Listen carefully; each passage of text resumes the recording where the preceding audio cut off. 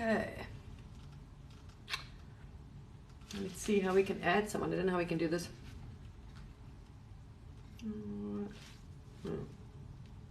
No. Okay.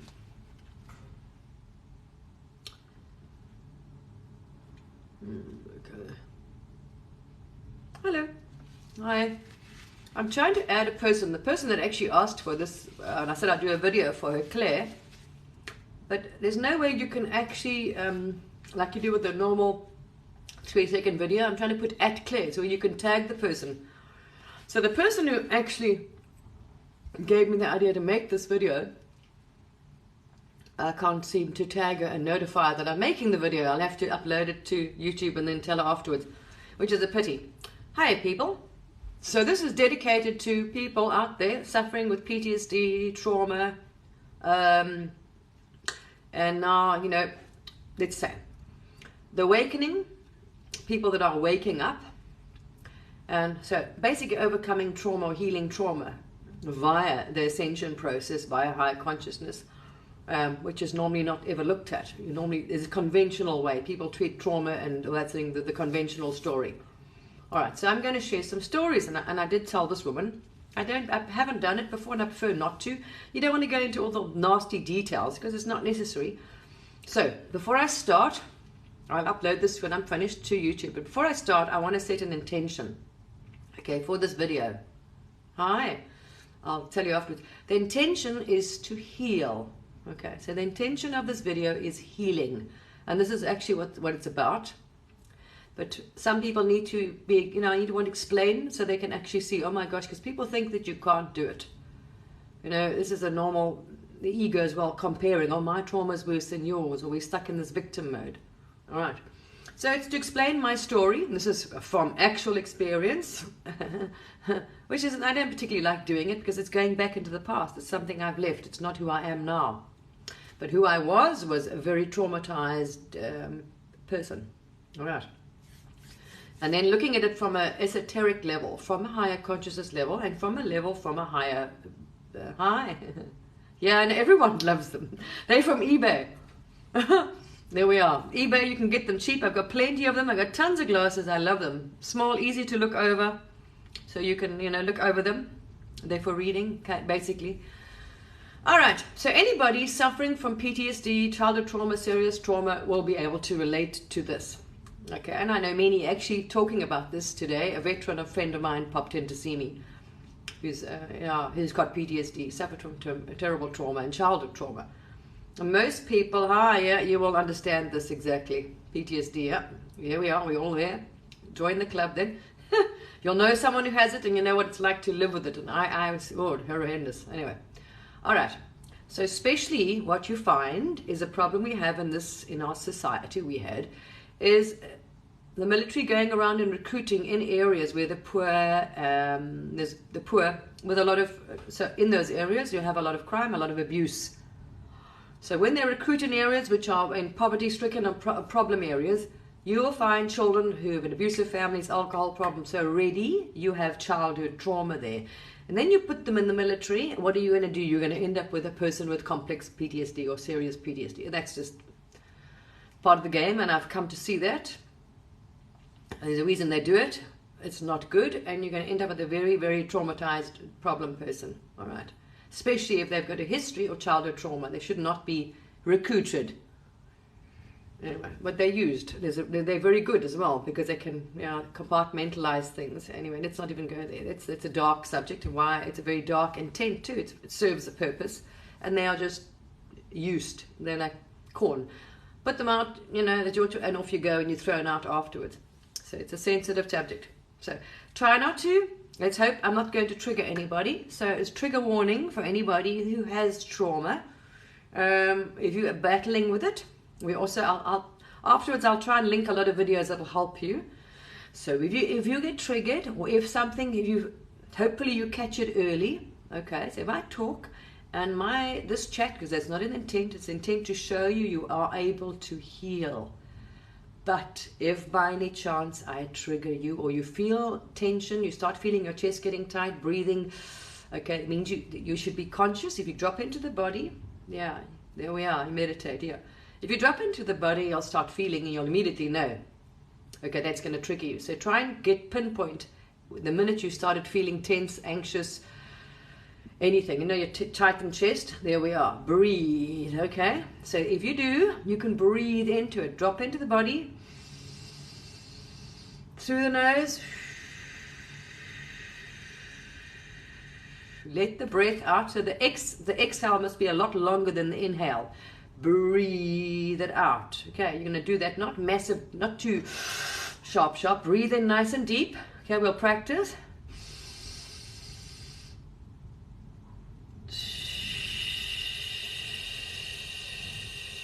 And when you breathe out, visualize this dark, almost like smoke coming out. You're letting go of all that, which is, it is.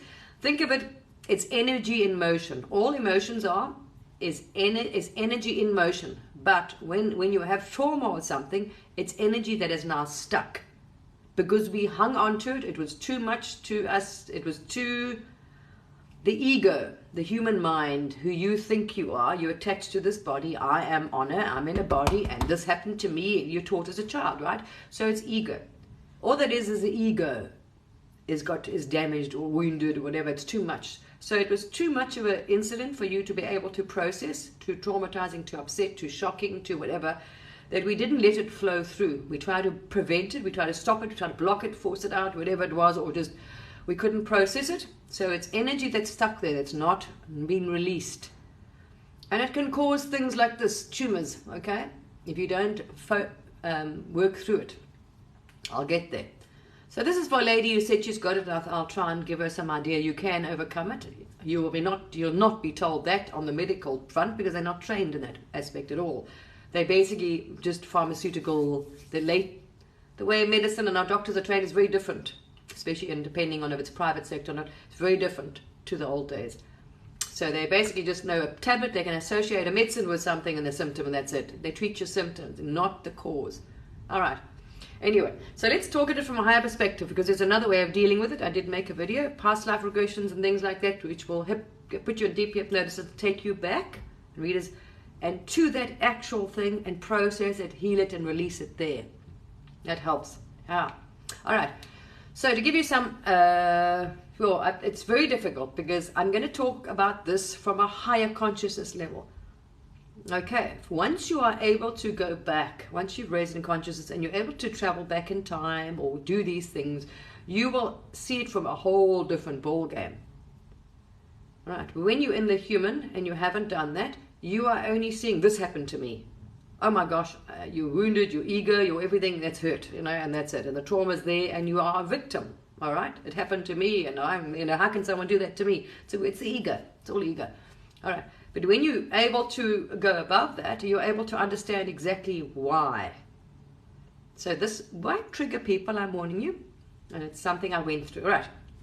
So let me try and give you a background. And I don't like I'm not going to go into too much little details of all the nasty details and drawn out and And we'd be here for a long time if I had to tell you all my stories. Okay. And they're going to trigger people.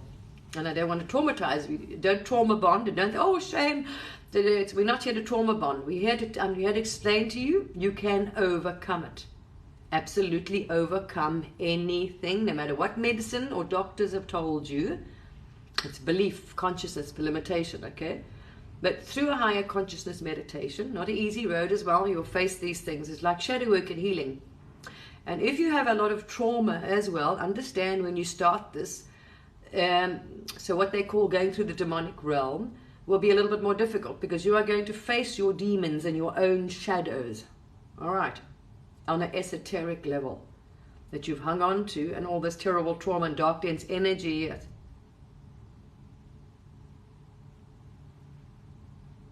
I've seen enough, but I haven't, no.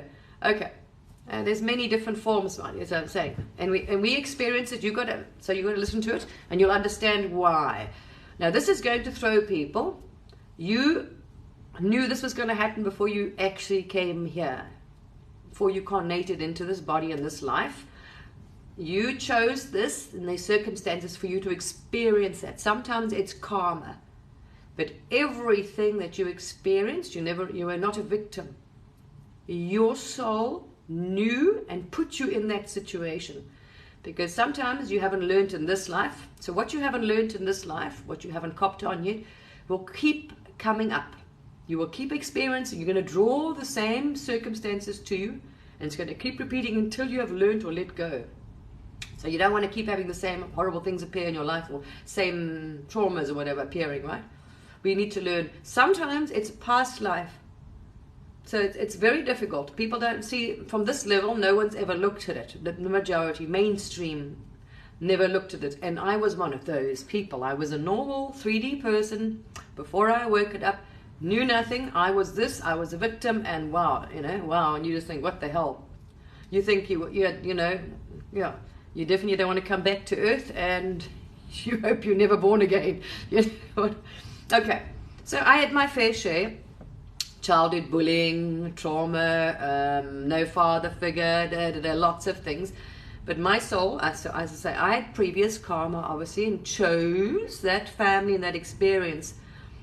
Because if I look at it, I understand from another level, my family, what problems they had, abuse. So my parents had some serious trauma and abuse.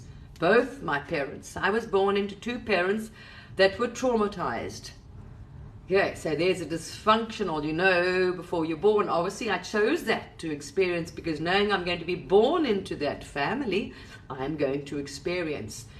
And now on an esoteric level, what you understand is when you choose that family to be born in, where there's already trauma and whatever stuff it is, and it's in the ancestral line, what happened to your parents, normally you are going to experience the same kind of trauma, okay, or abuse.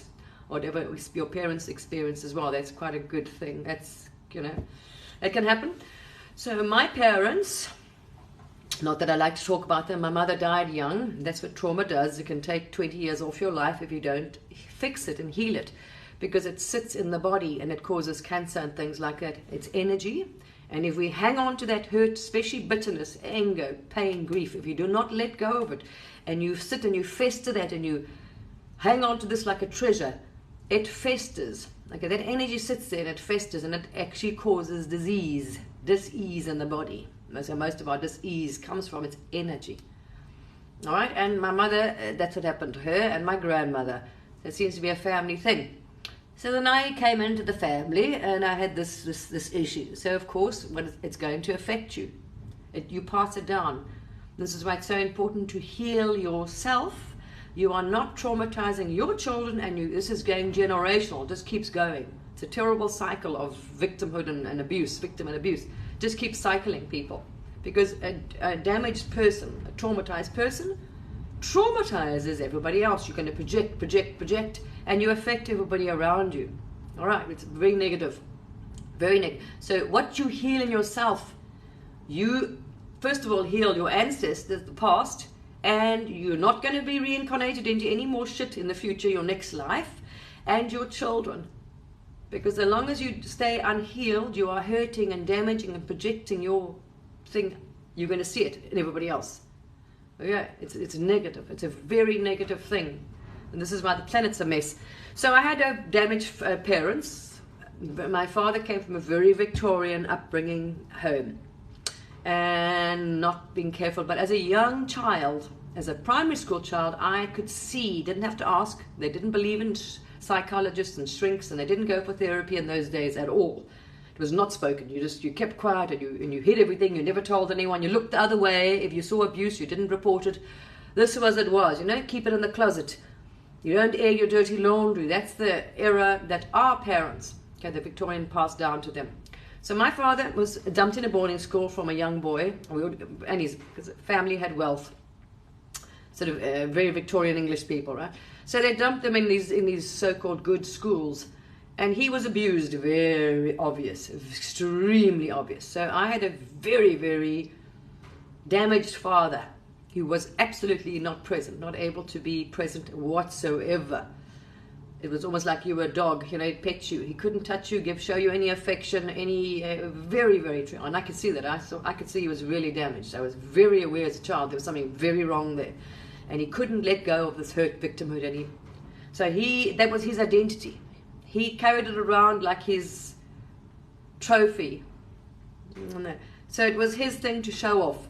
So he hung on to this and look what happened to me and feel sorry for me. So he wanted to play the victim, and that was his identity. He chose to play victim, so everyone would feel sorry for him and he would get attention, and that's how he desperately sought attention, because he didn't get it from his mother whatsoever. Anyway, as a child you can figure, and I could figure that out as a child. My mother, I didn't know what was hiding in there, and I only found out on her deathbed when she was, well, 62 or 64 she died. Can't remember, sorry people. She died young. Her mother hung on to that and kept quiet and kept that. She never forgave, hid that, suppressed all that for all those years, right? So the effects of their problems obviously affects the relationship, marriage, and and there you are. I had a sister who was karmic debt. Wow. So my parents got divorced young, oh, messy, very messy, old dysfunctional bloody wacko family. And then my sister, I found out when I awoken and was able to tap in, was karmic debt. Wow, that made sense, because she made my life a living hell. As a young person, she bullied the shit out of me. She hated me, and I honestly thought she was a psychopath. I thought, there's something wrong with this woman. Why does she hate me so much? I couldn't figure this out, right? Wow, she just made my life living hell. I mean, nasty, nasty. And she would switch it in and turn it. She almost got pleasure out of that nastiness. Very psychopathic, actually. I actually thought there's something very wrong with her. And right throughout our life, I tried to, fix it or get a relationship with my sister. Anyway, when I woke up and did some later on work, and I found out, yes, there was karmic debt. So I don't know what I did to her. It wasn't good. I don't want to know. It must have been really bad for me to have deserved that punishment. Wow, she made, wow. So you grew up with an absent father who was just not in your life. Actually just had nothing to do with you. Didn't know how to even show love, show affection. It was just completely, just there we are, gone. He just disappeared. And a mother who was traumatized in her own way. So she was a strong, put on this big brave front. She was outgoing, loud, strong. She hid. So she did the opposite. A weird family anyway. And then I went off and experienced my own trauma, a lot of it. So, but it's different, but it doesn't matter. I've got no problem telling you it's not, but we're not here tit for tat. You cannot compare. That happened to me, but mine it's got nothing to do with that. It's the trauma. It's how it affected you that matters. All right, what your body and what you're able to process. And if you take on a lot of trauma, just keeps building up, like on top of each other, more and more incidents. It builds up in the body, your nervous system. It's like, well, anyway, it does a lot of damage, people. And the sad thing is, I shared a video on my page not too long ago about some teacher or lecturer in a class giving a lecture about a glass of water, and I see it was going around TikTok and saying, hold this glass of water and tell me how is it heavy, why is it heavy or whatever. And it is, because the longer you hang on to something, the heavier it gets. If you hold that glass of water, it feels like nothing, but if you had to hold that glass of water for 10 hours, it's going to feel like probably 5 kilograms. You see, now this is the same with trauma, with pain. If you hurt, if you don't let go of forgiveness, anger, if you got holding bitter, a grudge, these things, you hang on to that energy, people. It causes disease, and it builds up. And it builds up in your nervous system, well, it's in your body. It's held in the body, the trauma, anyway, stored. And it's going to cause damage. And it's going to come to a point where your body can't anymore. So it has a lot of side effects. It takes years of your life. All right. So many things happened. Some of them I even forgot. So I was bullied immensely. I was very different. And I knew that. I was very different from a young age. So I never fitted in with the crowd. I didn't fit in with I was always the outsider. Nobody wanted to play with, I was the odd one. Anyway, weird anyway. All of this, and then you had this family dynamic going on. So there was abuse, very much of a control power. I didn't like that sort of nonsense at school. So you had lots of issues at school, a lot of abuse, a lot of bullying from family. My sister, mother that was too busy then, had no time because she was playing, supporting. The father that disappeared, and there was no, oh, bloody mess. Anyway, mess. Yeah, and then you have things like, lots of things, but you don't realize they all build up. So all of this is building up, abusive, physically abusive as well, you name it, all that, emotional abuse, bullying, and then you get on with, I used to get threatened, physical. Many times I got attacked. burglaries, attempted rape, attempted date rape. Luckily, I was very lucky to get away from most of them. I got molested by some pedophile in a movie theatre when I was 12. So all these things, right, they start building up. Relationship issue, trust, oh wow.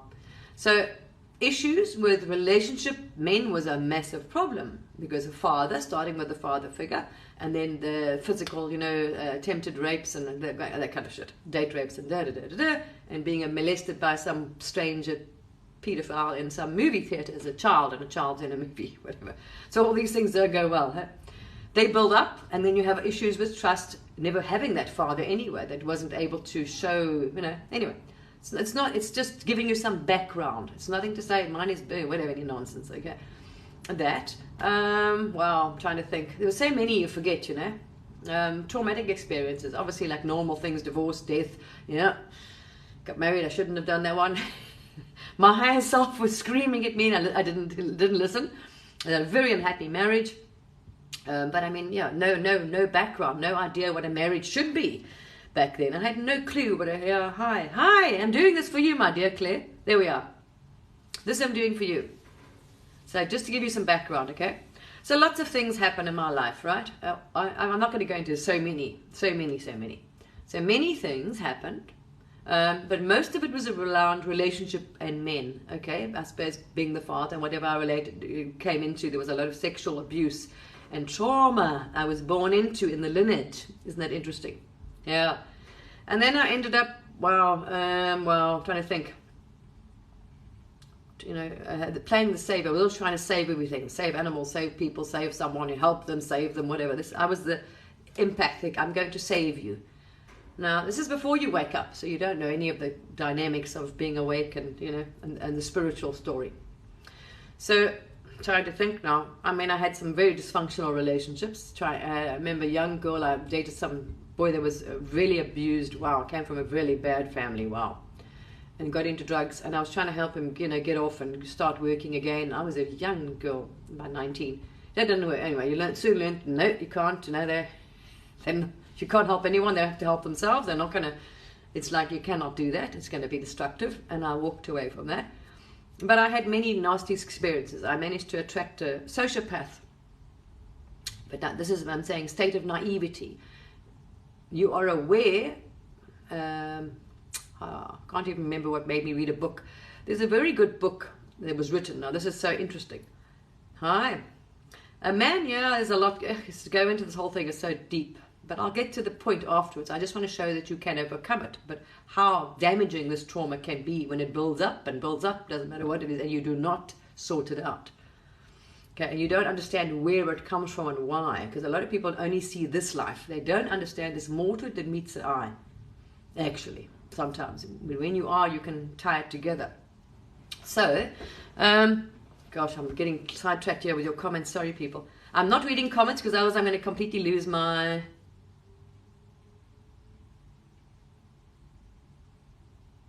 Doesn't matter. You can find out. That's what a reader is. That's what past life and readers are for, right?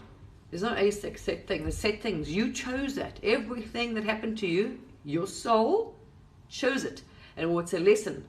Because maybe you didn't do, and it keeps repeating, it'll keep showing up like mine. I mean, I kept, maybe this situation was slightly different, but the same concept, the same story was over and over. Oh, did I only, was a slow learner? Did they keep happening? And you think, good Lord, did it take a while? You did a frying pan, I still didn't get it.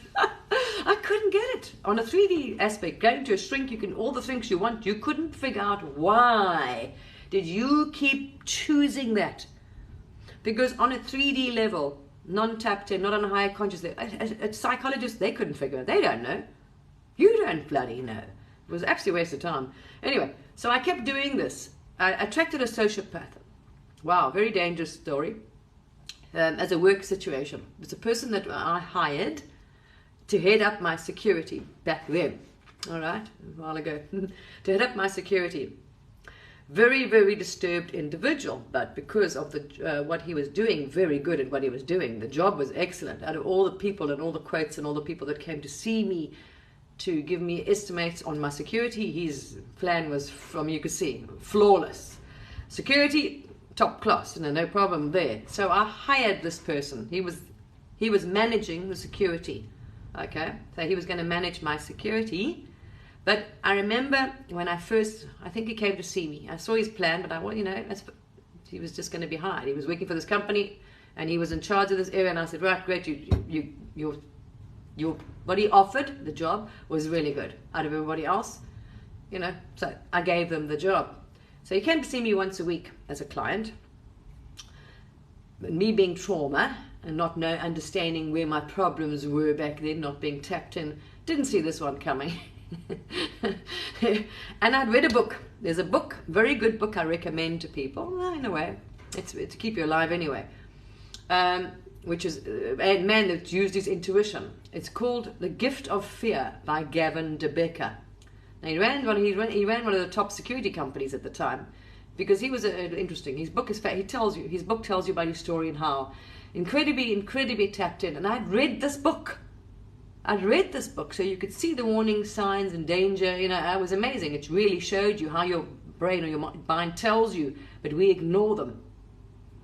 So if you pay attention to your instincts, to your intuition, to this little voice, it keeps you alive. And this is what he did. He formed an incredible security company because he learned to listen and learned to recognize when his soul or whatever higher self was guiding him. Right, I had read this book, but wasn't paying attention. So this gentleman came to see me one day. I was very isolated because I was on my own renovating a very big piece of land, a hotel. So it was very isolated. So I needed very good security because there was big security problems, and it was very dangerous where I was, and I was completely on my own. Right, so I got a weapon because of the circumstances. It wasn't safe to be on my own. I learned, and I got a gun and whatever. And this man came to see me the one day, popped in to see how I was doing, and I was working on my own, and I think I was playing pool by myself in my office or whatever. And I invited him in to come and be polite, come and play a game with me. And by him just talking to me, I realized, wow, this man has got some serious problems. I recognized that, wow, there's some marbles missing there, and he's extremely dangerous. So what came, and this, if you read this book, you'd understand, signs were there. What came out of my own mouth was this. There is like a Ku Klux Klan, really dangerous fanatic. I mean, he would start a war, just like, wow, that guy's like, ooh. And I remember going to my kitchen and telling my staff, that man is like, whoa. But it didn't worry me because exactly, I hired him to do security. So, you're going to be very safe. But didn't see it as a threat to me. Mistake. You're naive. You might see someone as very disturbed, as dangerous, as something wrong with them. But you naively think they're not going to hurt you. You see, it depends. But on an esoteric level as well, he had extreme amount of dark, dense energy, extremely dark individual, had massive trauma as well, as a kid, but massive darkness. Wow, was very much, had some very dark, bad energies with him, all right? Very, very, very dark consciousness and dark energies, extremely, not healthy at all. So I didn't think much of it, and I, just thought, oh, well, that man's, wow, I wouldn't go near him, he's dodgy, he's got problems, whatever. I saw that he had problems. It was clear as day. And the book tells you these things. I mean, all those signs, and here I am saying it, but thinking, oh, well, no problem for me. But unfortunately, my mother got cancer, like I'd warned her, not forgiving and hanging on to all this hurt for so many years. Within 10 years, she had cancer, and it wasn't diagnosed in time like her mother, and it was misdiagnosed, and there we are. And she wasn't given much time to live. So I was very busy, and I had a mother that was dying that needed help. Anyway, you're very isolated, and very alone, and you just wanted comfort.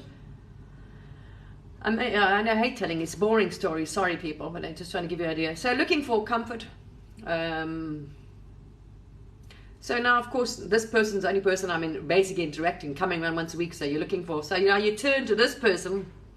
Hello, danger, crazy, for sort of help. And he was very nice and drove me up there when I had to go and have when she was dying. I was trying to balance all this, do that, and then still go and oh well, anyway, and feeling very much alone. You just needed somebody, and then there was the only person that was there. So of course, not paying attention. Anyway, the big mistake. I got close to this gentleman, and I offered to trying to pay for his therapy. I said, okay, I'll help, because I saw he had problems. When my mom died, I went for therapy. It caused a lot of shit. A lot of things. And I then offered to pay. She was very good woman, wow. Had a master's degree, probably one of the best till this day therapist or psychologist I've ever met. Very, very good. And she used to contract out to the police force and do, so she knew what she was doing. So dealing with him, she was spot on. She knew what she was dealing with. You know, people with a lot of violence or in their life and nonsense. So I offered, because I could see he had real problems. Listening to that shit, and this guy's got, really maybe ill, So he started going to see her, and I was paying. Obviously, it's client. He wasn't telling me, getting to things, but she got too close, and he would not. It was too much. Because it's a choice. He closed the door, and the devil than you don't know, or other things. I think if you look at attachments or energies, not very dark, very dark thing, Anyway, so he then decided no, he doesn't want to go back. He doesn't want anything to do with this, and it triggered him in a way. You see, you're trying to open that hatch. He didn't want that hatch open. There's too much darkness in there. Anyway, it really got out of hand. The whole thing got out of hand, and things started getting really bad. And I just couldn't get rid of this person. Tried to suffocate me and hold me hostage. And many times I'd run away, I'd get caught, and then I couldn't get protection because it didn't really work. So long story, it was very difficult to get rid of this person. Very difficult to stay safe, being where it was. Wow. Eventually had to thanks. I had to eventually the head of the police commissioner had to come and visit me where I was hiding and drop the charges so he couldn't trace it back and find me. Anyway, wow. Even an interdict, if you read this man's book, sometimes you'll understand. Having an interdict against someone, if you read this man's book, which I heard, can be worse because they actually make them more angry and they'll actually shoot you as you come out of court. So it was like playing a game of chess. And I had been through, so this, for months I'd been stalked and traumatized, and you're trying to not put someone else in the same path because they're dangerous and you don't want someone else to get killed or hurt. So, nobody really wants to, let you stay with them because they know you're putting them in danger anyway. So you're running around and hiding and moving all over and whatever, trying to escape this shit. Eventually, Eventually I got fed up. I was a very good shot, and eventually, as this woman said to me, if you play victim, and if you frighten them, they're going to keep coming because you've given them the power. They want this, you see. And him scaring me and all this nonsense and ruining my whatever. Was actually eventually I just didn't care because you understand, and the same with, I couldn't get help or protection, that if somebody wants to kill you, they're going to do it. And nothing and nobody can stop them. So you get illusions if you think, I learned that, police and all that nonsense I went through. So you really can't protect yourself, really, at all. If someone's going to do it, they're actually going to do it. Especially that kind of person is very capable, and they will do it. So you get threatened all the time. Eventually you get tired of it because they're going to kill you. I mean, there's nothing you can do about it. Just that's it. End of story. And I got to the point where I was just so over this nonsense, and I didn't really give a shit, and I was just past it. So eventually, I remember I moved somewhere else, and he found me, and he phoned me. He said he knows where I am, and he's going to come there and bring people, and the same threatening nonsense, But I just didn't give a shit, and I was with people that were very well armed and quite happy to help him out on his way. And I had enough evidence and interdict and things to prove. So if I had, the police had said, if I had shot him, nothing would have happened to me because I would have been absolutely in self-defense from all the things that I'd been through. So I was very capable of, but not that you want to do that, very capable of, put it this way, I had no problems. It was like, come on, So this is what the psychologist suggested. That if I keep doing this person's going to keep, So eventually I just said, come on, I'm waiting, come on. And I never heard from him again. But I was a very good shot. So there was one. Didn't end then. I'm just giving you an example of some of the things. So it's long drawn out trauma. Abuse, threats, not being able to protect, a lot of things. All these kind of, if you want to look into it in psychology level, I've been to all that now. Not protecting yourself, I had more trauma, your mother, that whole thing happened, my mom died, that happened, so it was like, wow, there's a lot at once. And then I drew some more to me later on in my life, and I went through a very long, drawn out, a lot of things at the same time, which you would call big traumas. So a hell of a lot happened at the same time. All right.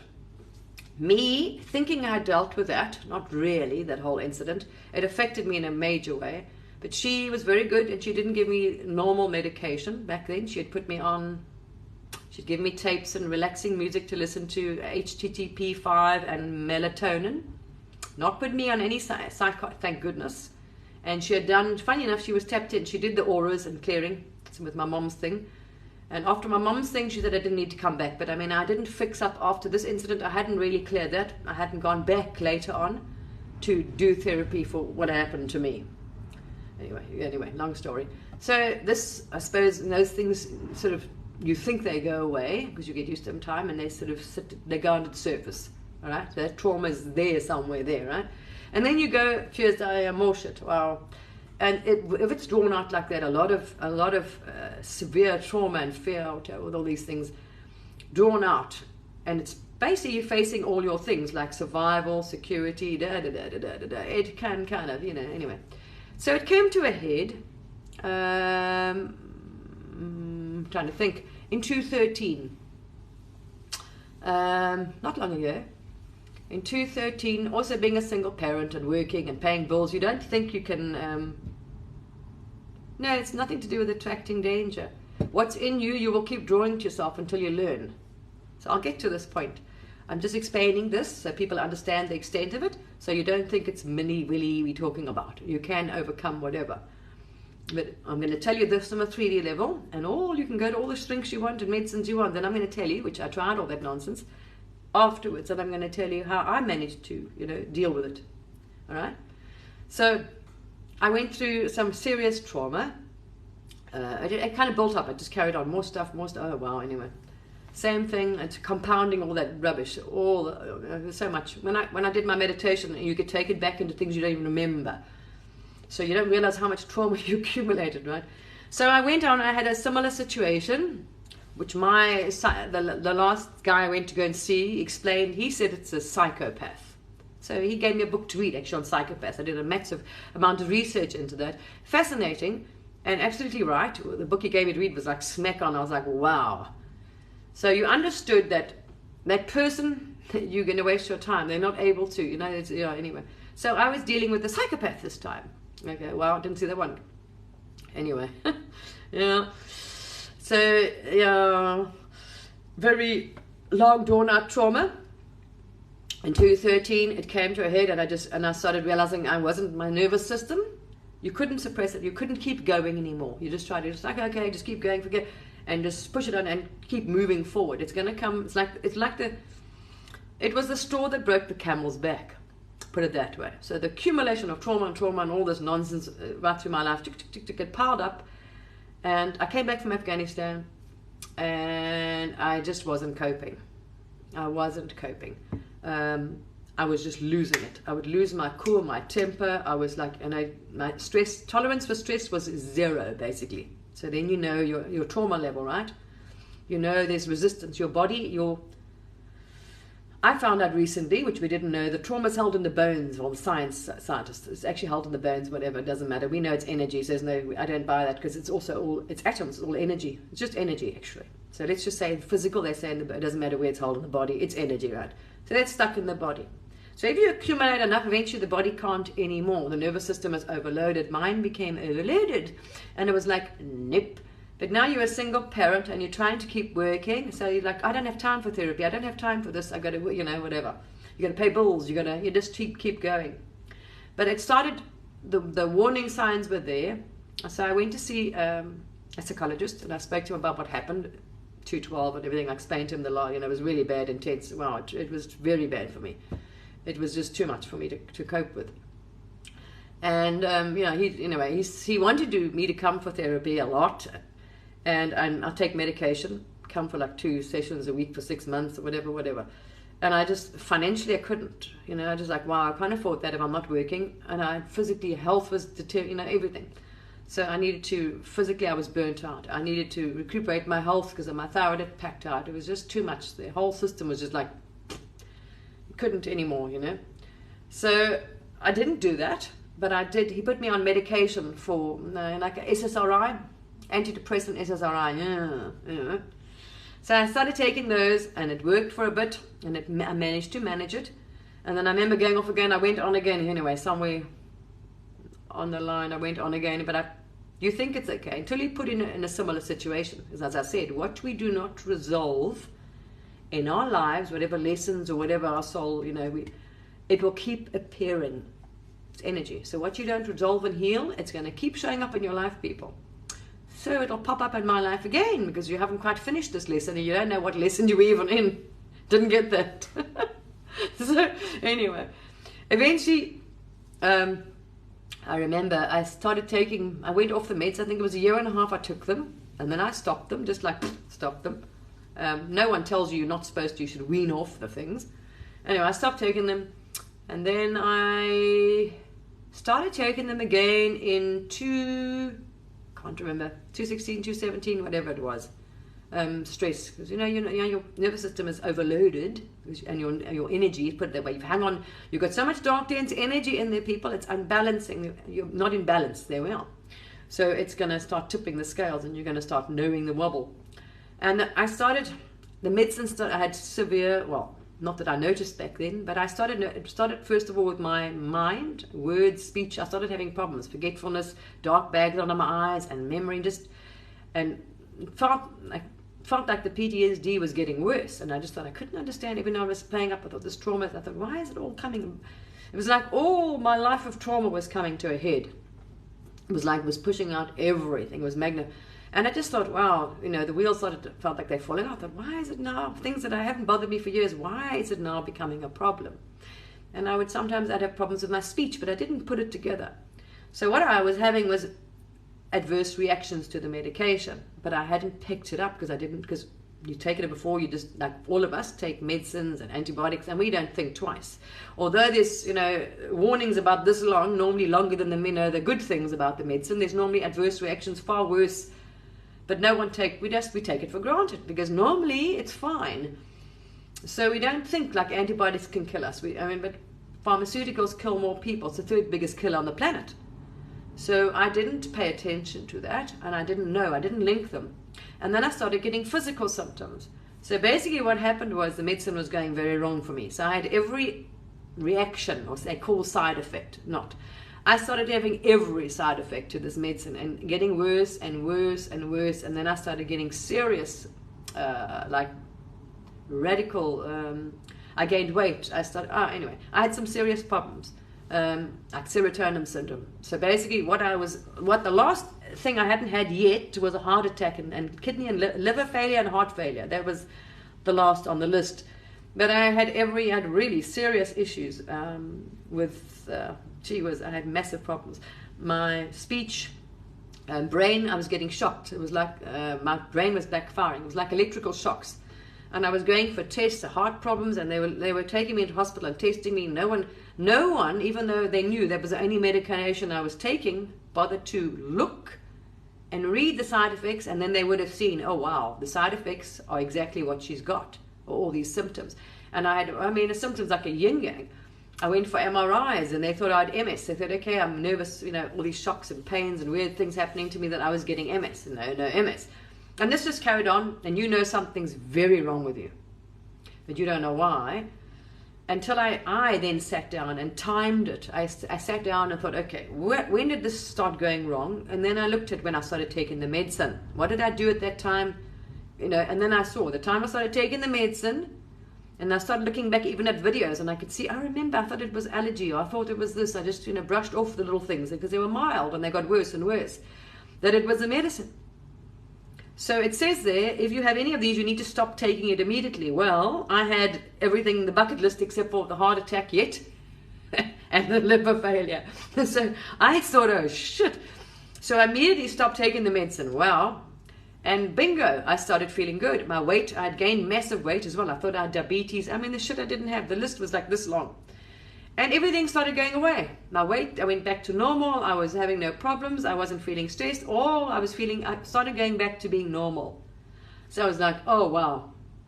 And I saw, this is exactly what was wrong. But what I didn't know was that if you stop taking, because they don't tell you this either, they're not trained in this, if you immediately just go cold turkey on this medicine, you can go into what they call, if you go to YouTube, there used to be a lot of people sharing their stories called Akathisia. It's known in America. It's the most horrendous thing. It's like going into a state of psychosis. Wow, it is horrendous. So within a month, I started getting massive anxiety and like PTSD. It's like I mean, I just thought my mental health just went wow, and I thought it was like just getting 100 times worse. Anyway, so you start going. It's almost what I'd call is psychosis or bipolar. It's radical. So you start going into this roller coaster. I can't tell you. You're like trapped. It's the most horrendous thing ever. Because if you go and watch people's videos, you'll get cold shivers when you listen to their stories, and you can see how terrified they are. It traps you in this psychosis, in this mental, because it is your brain now. It's manipulated the brain. I don't know what goes wrong, but as soon as you stop, it's like the brain now, whatever it was doing to the brain, whatever, it's screwed it up. So you are stuck on a drug-induced kind of wow. Like say you go on a bad acid trip, or I can explain it. Not that I know, but say you go on a bad acid trip. And you start hallucinating. I mean, it's the most terrifying experience, right? Now, this is what it's like. It's been but for months, people. After you've had all this damage to the brain anyway, so the brain's been shocked, and I mean, you could feel, I felt every nerve. I used to get numb. Lumps in my face used to get shocked. I mean, it was horrendous because I didn't know, that I was having this problem, and I was supposed to have stopped. And I didn't have any good private doctors either. In fact, I was using NHS, which is okay. Never mind. I didn't. If I had good private doctors in and I was still working, I would have had very good care, and they would have definitely figured that out. But unfortunately, I was in the UK and I was going to NHS, which is anyway, saving money. So they didn't keep looking. You just had to keep going back, and you weren't better and begging for help, and then they would do more tests. So I ended up in a very bad way with a lot of damage to the brain, the nerve, everything. I mean, after that, about a year of absolute drug-induced psychosis, fear, terror, I can't explain. It was like being on a terrible acid trip. My executive functions were damaged, my brain was damaged, my heart, everything. The physical vessel was wow. So this had done damage to the liver, to the heart, to the brain, and I was having, I'm telling you so you can understand how bad things were, especially for Claire, so you can get over your problems easily. Okay. And not that you're going to be told, because medical, they haven't done this. There we are. I'm telling you from experience. So it's not just a second-hand story.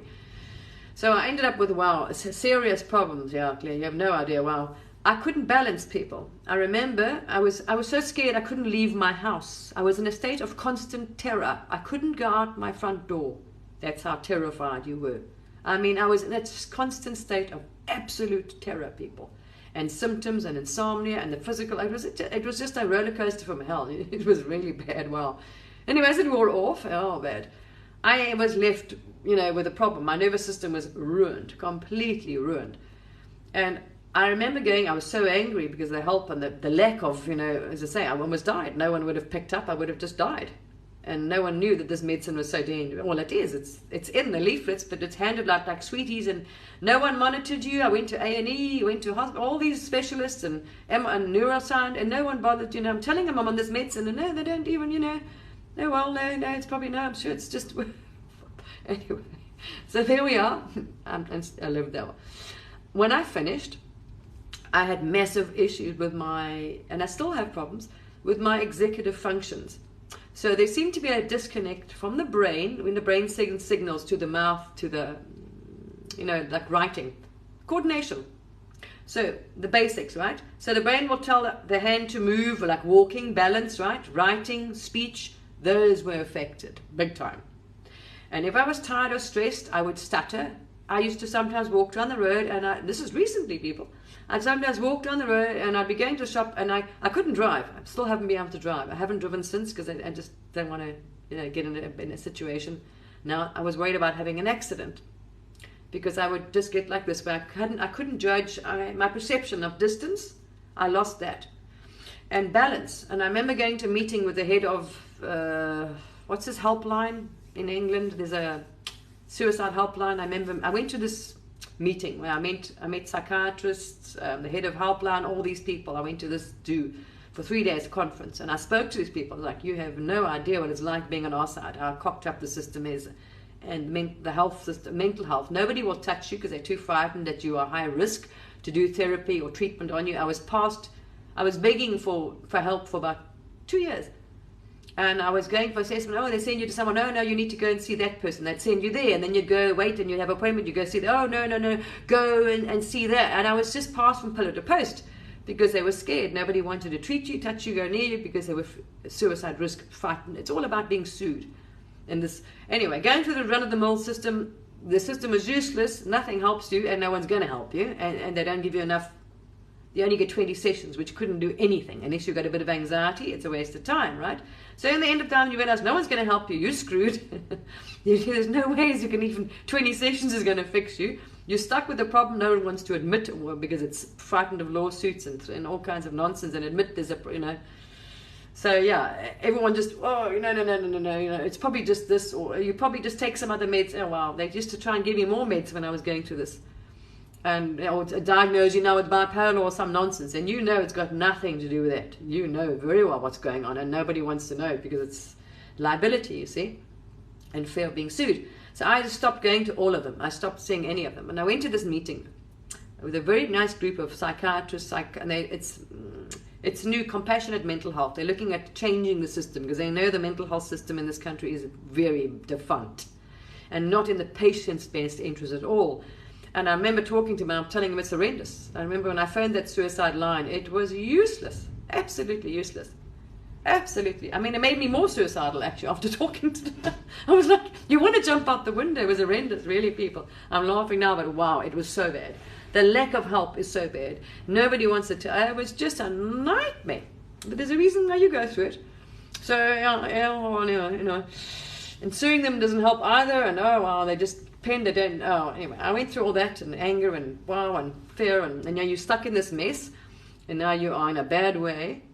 And I remember going, when I was at this three-day conference with these people, and they were all very high up, very lovely people in mental health, really nice. And I was very angry, I remember, and still had a lot of issues. I was trying to fix because I was frightened that the brain, I was worried about the damage done to the brain, and I couldn't get them to do toxicology or test to see. Nobody wanted to, then they'd have to admit, okay, well, So I wanted my brain, I was having massive problems, and I knew I was having problems. So I wanted the brain, I wanted toxicology. They refused to do those tests to see so I could, detox. I know what was unbalanced. They say imbalance, right? So I wanted to see chemicals, where the cock-up was in the brain, or, any other damage, so I could fix it, because it was affecting my, seriously affecting me. I'd fall out, I would shower, and I'd lose my balance. I'd fall over in the shower.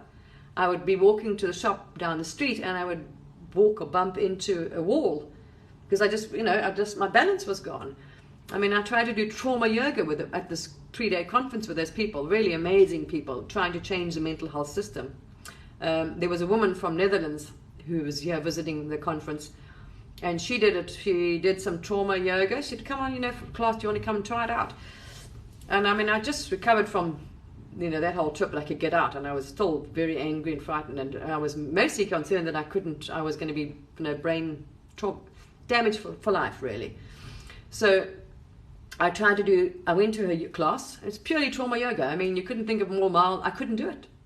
That was a shocker. I couldn't balance. I couldn't do the basic yoga, the most basic trauma yoga. That I ended up crying in the class. I had to hang onto the wall. I felt I had no balance. It was horrendous. I was terrible. So that I couldn't even do. Couldn't drive. Forget about that one. Because you don't know, your perception and balance would go sometimes, my speech, so my executive functions, speech, writing, all of these things were really, impaired and problemed. Everything was cocked up, my sleep, whatever. So that's where I was sitting at in 2018. This isn't recently. And then I manifested a tumor here. All of this, I was in a very, very bad way and left with damage. And they had sent me a social carer, and they thought I was going to end up in care, and I honestly thought I was going to end up in a care home. I just thought, oh my gosh, that's it, my life's over. I'll never be able to work again, because I can't, I couldn't balance the stress, the nervous, anyway, and I was left traumatized. I was left with all the side effects and damage, and mostly the brain and the heart were damaged by this, medication story, this exciting experience I went through. I don't wish it on anybody. I wouldn't wish this experience on anybody. And if you watch those videos, if they haven't removed them all, there were many of them on YouTube, people talking about akathisia. Go and have a look for a video. It'll make your hair stand up. I couldn't watch them. It was to terrify me, because having to experience that, and when you watch it, you know how terrifying it is. It's like you're taking a very bad, say, I don't know, I've never taken them. I mean, say ayahuasca or some medicine, right? Say you took acid or something that'll give you a really radical, scary trip, like a horrifying flippin' nightmare of a trip, or sorry, whatever. That's what it was like for a year almost. I mean, you were so scared, you wanted to die. You couldn't sleep. I mean, everything was cocked up. So basically, I sat now thinking, they had some person that came to my house, and I used to have problems writing, talking. They'd come to do assessment. I wouldn't even leave the house. They'd come, they would come to my house to do the assessment, because there's no ways. I couldn't, even retain the information or be able to travel there, because I wouldn't remember. It was like brain couldn't retain it.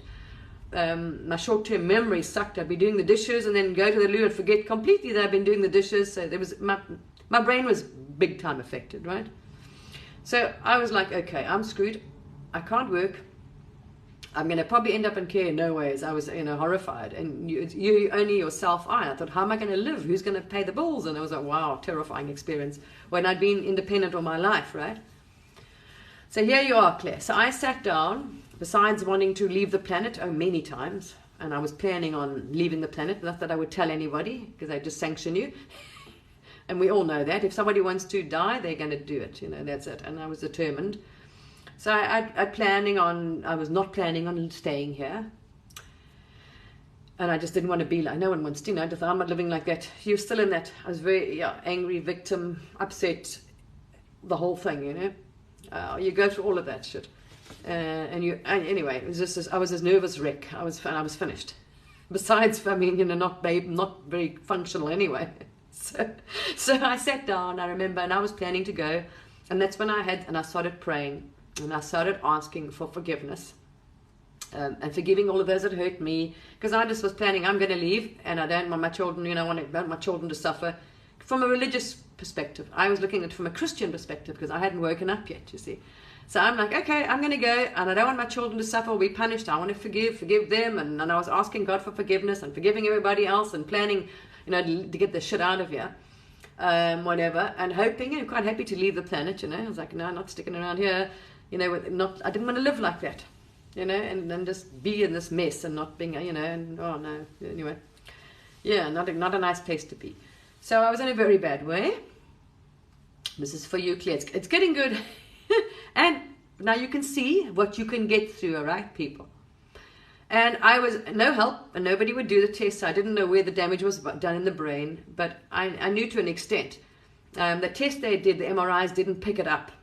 There's another one that they do. Hi, good, I'll explain to you. There's another test they do, which I was about to go for when this whole COVID thing broke out. And then, of course, they don't want you, they said all essential tests. You mustn't come in if you don't, so that was the end of all my tests. Because I was still battling and having, cognitive problems, big time cognitive problems. So working was out the door, anything of those things. So I had arranged with NHS, the doctor eventually agreed, okay, now you can see, she's got a problem. It's not going away. This is a serious issue. And they agreed to do this test. Someone else had proved, the medicine had done damage, and he managed to get them to see that they could see it.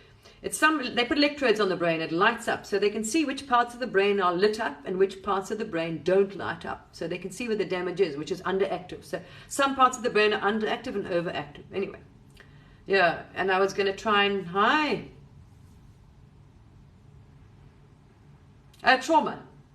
Medication. Well, the brain damage and everything else was antidepressant medication, SSRIs, But the trauma was, a lifetime of trauma. Build up of shit. Complex post-traumatic stress, which I was diagnosed with. They love diagnosing you, and they can make and they'll diagnose you tomorrow with something else. There's a lot of things that overlap. So you can go to 7 people and they can all, overdiagnose you. Anyway. So I was about to go for this test now so I was like saying, listen people, I'm not joking, this is, screwing, you've got a problem, you've got a problem. And you're like, no, anyway. And it was funny, I got an exercise bike that behind you there so I wouldn't fall over, because So I started doing my own research, right, to heal the brain. So I bought Silica Water, because I wasn't getting help from that. No one wanted to admit it or do anything, because I didn't want to be sued, because I laid an official complaint. Because if I hadn't linked the medicine, I would be dead. because all the doctors and the emergency room, I showed them the medicine. It's the only thing I was taking, and all these things were going on, and MRIs, and nobody picked it up. And it was in all these symptoms that I had were in the actual side effects and so-called rare side effects of this medication. But anyway, we know medication is the third biggest killer, pharmaceutical, on the planet. I mean, no lie. It really is. So I then was kind of, left to your own device. So I started doing my own research, and I saw that silica water at least removes aluminium from the brain, which we all got a huge buildup of it. And people with Alzheimer's and all kinds of other problems, you'll find a high level of aluminium in the brain, which is your deodorants, your underarm, everything. Your makeup's got aluminium in. So silica water you can buy in bottles, Fiji and something else, removes aluminium from the body. So I started taking that. Okay, at least I'm sure so many toxic metals in my poor brain. And all the years of, underarm deodorants with aluminium in and all that rubbish, it builds up, it goes to the brain and does cause problems. And it's always in Alzheimer's people. So I thought, okay, well, I can do that. So I started drinking silica water. And doing that, I started, going the organic diet. I bought this little exercise bicycle because I did research on the brain, serious research, and all the things that help the brain. So weightlifting, bicycles, leg exercises, right? Help new neurons. Now, I'm trying to fix the brain damage on my own. So that's all you're thinking of. So I got an exercise bike, right? Leg exercises, my balance. And I started walking a bit, going out to the park a little bit, just going, when I felt safe, I go to the park. Because the safety factor, I was very traumatized after all this, especially after what happened. And my psychedelic year of brain, like a negative trip of a note. So I did that, and that was the torture. I mean, the worst thing, it was like taking all your trauma and magnifying it by 100 times. That's what that medicine did. It was going on a psych trip of terror. Like you can't escape it. Your mind is terrible. It was horrendous anyway. Bloody horrendous. So I started doing that. And then I saw this thing I shared it actually. And then I saw Stanford University research about PTSD and transcendental meditation and how I actually shared it. And you can see when people went to transcendental meditation, how it healed the brain and created new neurons. And all I'm thinking about is getting my brain healed. So I was doing all these things, weights, I started walking every day and getting fit, I started eating, I started trying to sleep because we realized the brain can't detox. So I'm quite well versed on the brain.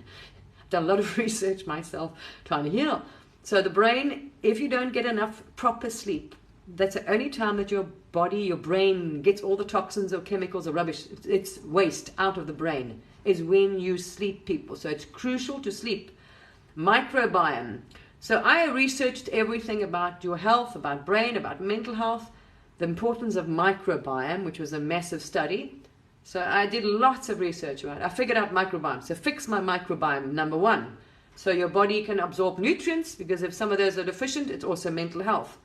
A lot of people don't realize a lot of your mental health is actually vitamin deficiency.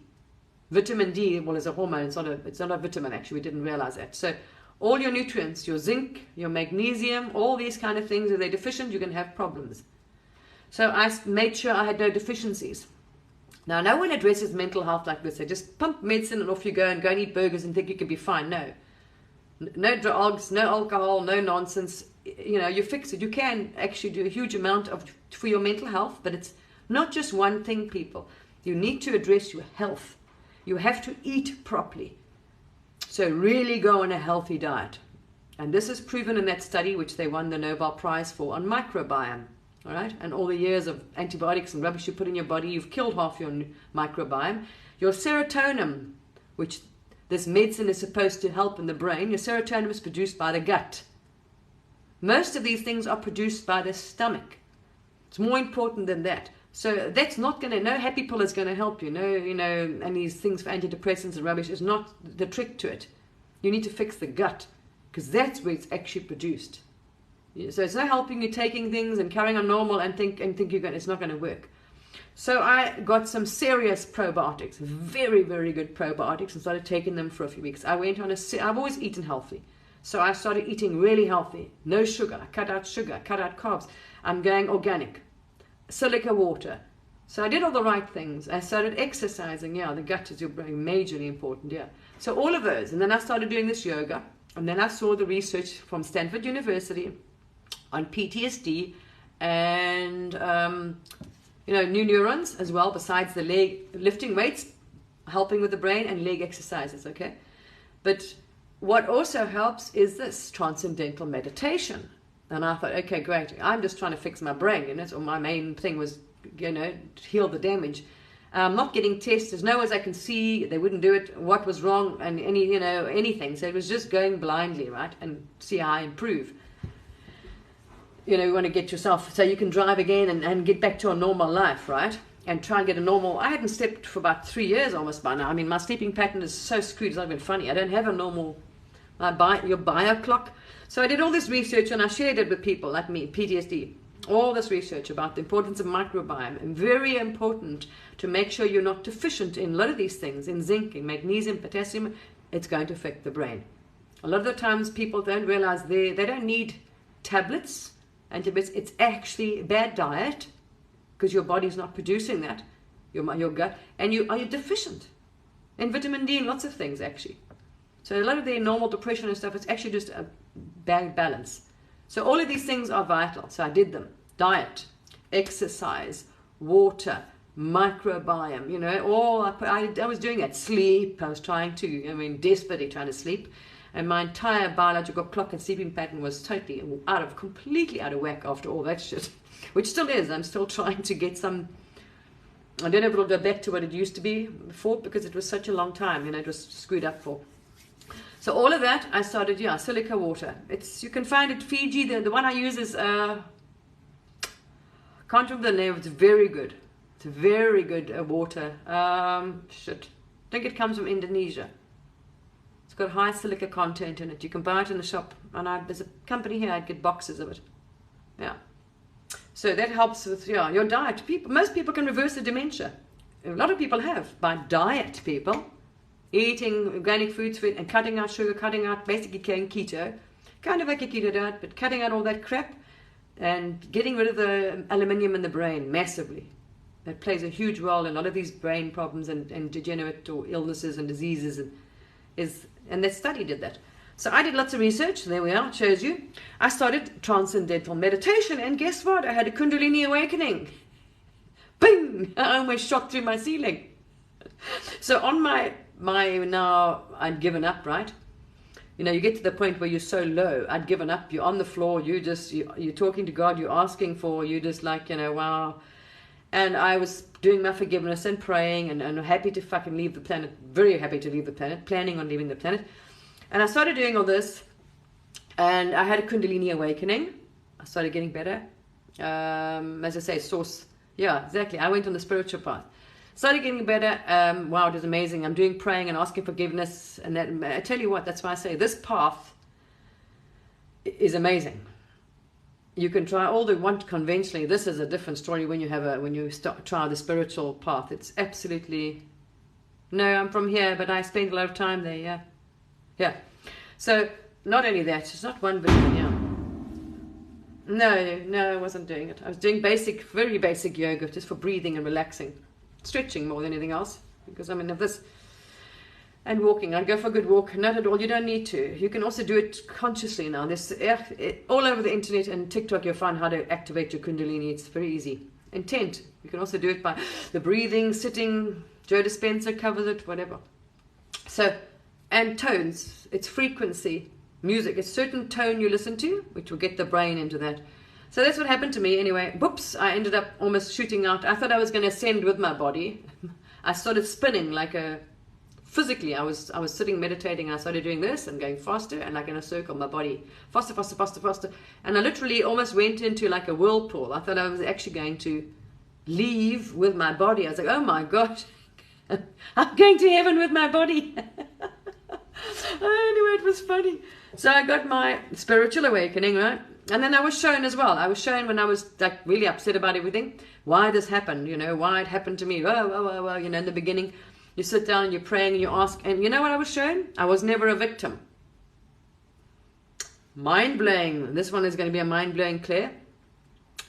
Now, before you wake up, you don't realize this. You are not a victim. You chose that as a soul. You chose that experience for a reason. As horrible as it sounds, because you think, and people can tell you won't believe it, but when you are shown that by source, when you are shown and know that, I started laughing. After everything I'd been through, I'm sitting on the floor. I remember in my lounge, I remember that day very clearly. I'm sitting on my floor with I was sitting like, with your knees folded under like that.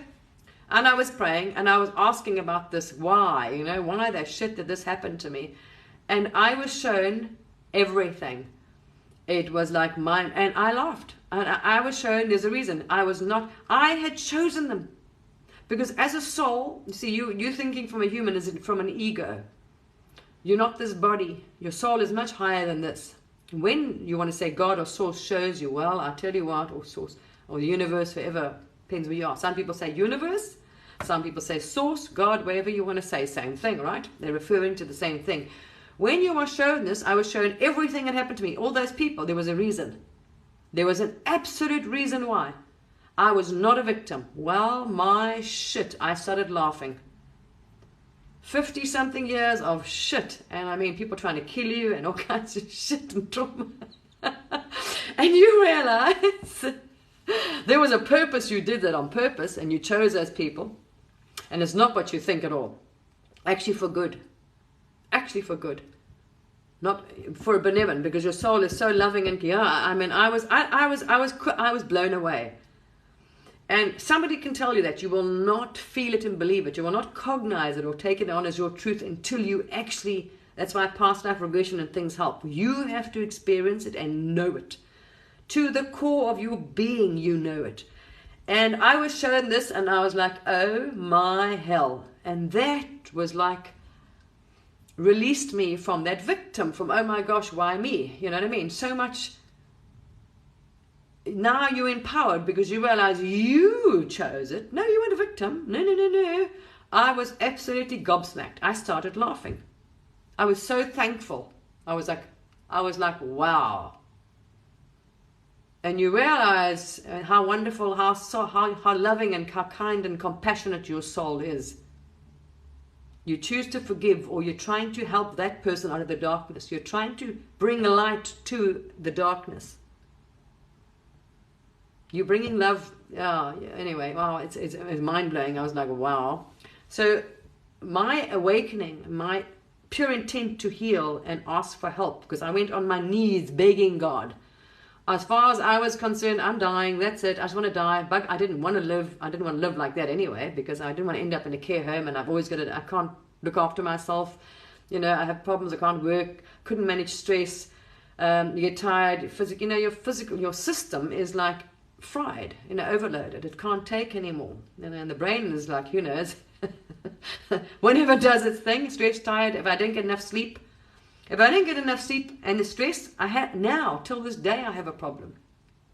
So I don't get enough stress and sleep, I have a problem with my speech. It hasn't gone, I'll have a problem, literally. My daughter thinks I'm having a heart attack or stress because I speak like, so I know, unfortunately, it hasn't completely gone. I have to manage my sleep, my rest, my stress, because I don't have the physical. There's only so much this poor vessel, went through hell and back, this vessel. Well, this vessel hasn't been through. So, on my journey, I was praying, asking for forgiveness, and I was shown, and this was given to me, and that's why I was shown. I was shown it. So I could understand, because I tell people, if you listen to my videos, pure intent people. If you really mean something, and it's from your heart, ask and you shall find, seek and it'll be given to you. Well, this is before, I think it's before my Kundalini activation. It's before the Kundalini kicked in, but I was already then sitting and I was asking and praying and I started getting visions and shown, and I was like, wow. And then, as I say, I got better and better and better and walking and then whatever else, and then I had the Kundalini. Wow, and that love, that light, that intense love and knowing and forgiveness, and it was just amazing. And then I started the dark night of the soul. Ooh, wow. Which was, so could you imagine now, this life, past lives, now you start what you call the demonic realm. Ooh, not easy. So I got to the good parts, and then you're in this bliss and light and wow. When you first wake up, you start seeing things. I mean, you know, trips, and you're going here, and you're astraling, and you're seeing beings, and everything's all wonderful, right? But then you haven't faced the darkness yet. So it depends on where you are. As I said, there's people that believe whether you're Buddhist or not, it doesn't matter. There's different levels of consciousness, and when you wake up, so whether you want to say this is a holographic universe and you are source, like the Buddhists believe, and you are dreaming, all of this is an illusion. There's no physical. Your consciousness is back there, and you're projecting yourself like a movie, and this is where you are. Or whether you want to believe you physically carnate and this, whatever. Or these are just level of consciousnesses. So the lowest level of consciousness is the ego. This is where we're at. The darkest 3D. The darkest, densest energy and consciousness is where we are coming out of. We dropped into that. And we're rising out of it, right? So what you're doing is raising in consciousness, which some people say dimensions, like 5D, 3D, right? This is what they say. Same thing. So whether you want to see it as layers of consciousness or layer of dimensions or whatever you want to visualize, right? But this is really what happens. So I had my awakening, my spiritual awakening, and that put a whole nother perspective on this shit. Because now you have higher help. Because now you tapped into the universe, the quantum field, God, angels, whatever source, whatever you want to believe, wherever you are on this trip, into the universe or whatever, right? Healing. You are able to call in healing. You're able to heal. But little did I know the trajectory I was on, right? And the life I'd led and all the trauma and the damage that had been done now to the physical vessel. The poor physical vessel had accumulated so much trauma. It's still, look, I'm being honest with you people. It's still not, and I discovered when I moved recently in October that I had a major problem. I mean, I was tired. I thought I was completely, I didn't realize I hadn't completely gone. But if I'm like having say a few nights a week or so of not enough sleep, and I get stressed or physical whatever, I had a problem. I had a problem with my speech majorly. So yeah, and that I know I can see it. I also there's only so much physical strength and energy I have. The vessel just, it's over. Who knows anyway. So I started this whole healing thing, but then I had a near death. Because of all the damage that was done, right, to the vessel, which this medicine does. This medicine actually damages here. And I shared a video, it's proven, a doctor that a researcher shows that medicine, SSRIs, can cause you to have heart issues or, bye-bye. Yeah, it's linked to heart problem, which it was. So what happened was, even though I'd started my spiritual awakening and I had my Kundalini activation, the karmic timeline and the damage done to the physical vessel, the whole thing, the karma, this timeline I was on, it was my time to go. So what I was shown was my death. So basically, I was supposed to have died. I would have died I shared it, I think, and I've shared the links. You can go watch it. But yeah, so I thought, so basically I was going to leave. So what I saw was my death that I should have happened to me. I was put through it. So it was like, it's so difficult to explain.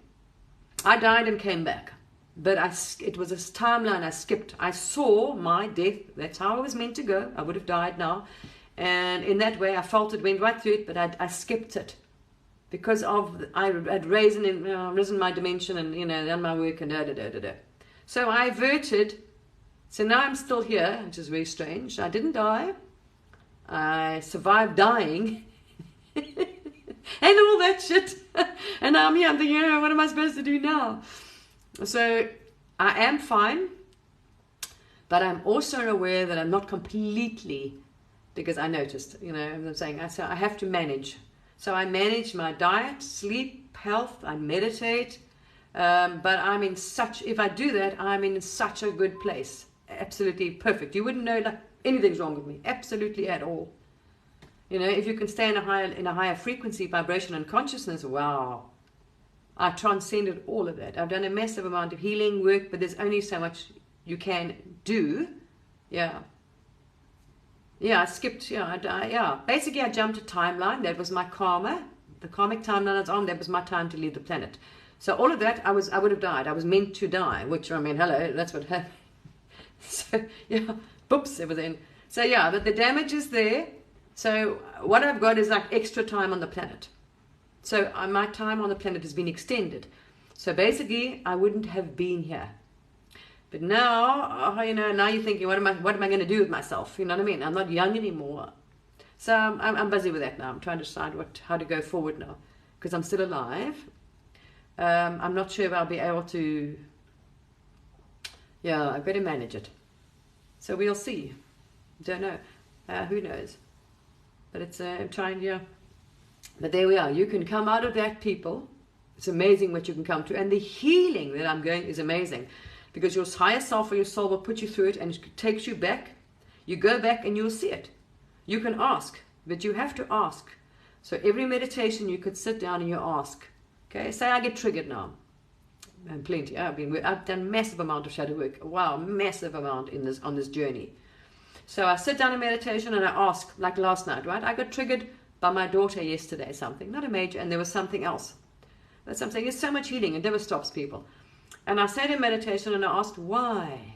Okay, why? What is the root cause of that? I don't need to, why am I still? Why did that bother me? Why did I get triggered? What's there? What is it I need to release and heal? Show me. And I'll sit in meditation, and your higher self or your soul will take you back. You don't even remember sometimes, and show you exactly what's the root cause. Maybe it's fear. Maybe it's abandonment. Maybe it's insecure. Who knows? Something. But you will be shown, it's amazing, exactly where that comes from and why and what. And then you're able to say, no, I don't want this shit anymore. And if you actually consciously release it, it doesn't bother you. So every time you're releasing one more trauma, one more energy, you're working through, you're releasing energy from the body. So it's what they call shadow work, death of the ego, the soul, dark night of the soul, whatever. But understand with a lot of trauma, you're able to do it. Oh, it's amazing. And it's what is so amazing, which you cannot do the conventional way, is if you go to a shrink. As sweet as they are, this poor guy, that I sat with, he sits there, they cannot. They just sit there and listen. Sounding board, right? I did my own work and research, but not with the medicine anyway. And I don't advise, that's me. I would never take medicine. It's just, all it does is treating the symptom, not the cause. But when you're doing this, or like hypnosis, say past life regression, your soul takes you back. What's your intention when you go there? My intention was to heal and be whole as a soul again. You see? So when I did my past life regression, my intention and intent was purely to heal and to be whole as a soul again. So whatever fractals, energy that shouldn't be there was, I left in a past life, whenever, bring it back together. So I pulled all the fractals. I've been doing work on myself and guided. Pull here. Hi, thank you. Yeah, I am. So I pulled fractals back. You'll be guided. Your higher self will guide you through the process as you go up in the stages, as you what you call the awakening or spiritual journey. You'll be guided step by step by step. All right. To work, to release, to heal. Always. You'll be guided through it. But we need to ask. If you don't ask, you don't get. So if you don't have to heal. They're not going to say to you, you need to heal. They'll trigger you, like something will trigger you or upset you. That's then getting your attention. Oh, there's a problem there. You need to look at that, you see. Because it doesn't matter what somebody does. They can shout at you and project on you. If it upsets you or makes you angry, frightened, any reaction, that is your stuff to heal. The person that is spewing their shit at you, all you do is observe and watch it and understand, wow, okay, they've got some problems. Oh, they've got ego, or they've got this, or you're able to see when you're doing this where their problem is. But you don't take it on. You recognize that's their projection, their trauma, their baggage. It's not yours. And you're able to send them love and have empathy. But when it upsets you, that's unhealed things your soul is trying to say. Do you want to? Or it will keep coming up in your life, you see. It will keep repeating until you have learned to let go.